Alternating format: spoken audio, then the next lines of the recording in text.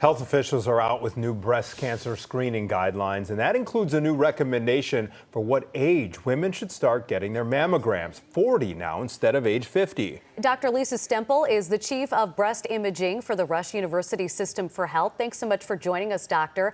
Now break this down for us, because I thought it's been 40 all along.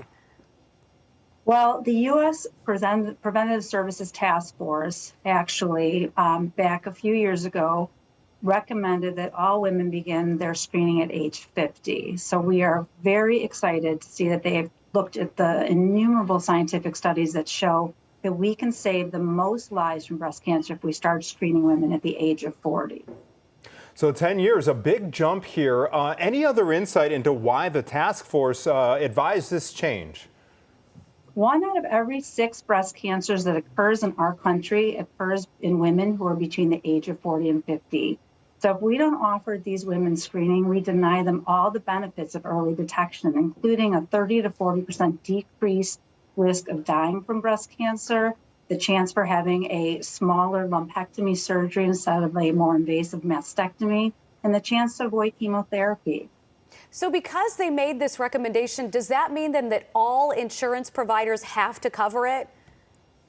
Well, right now, screening mammography has to be covered every year for all women beginning at age 40. So I do believe that that this recommendation will not change that. That came with the Obamacare rules.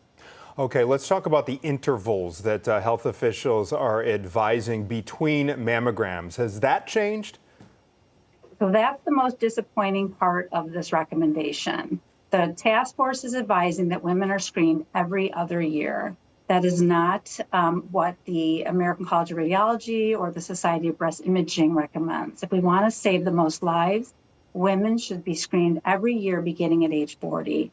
And that's because if we do not screen these younger women every year, we miss the chance to diagnose biologically aggressive breast cancer. We have a very short window to find these cancers at an early stage where we can offer these women the largest benefit.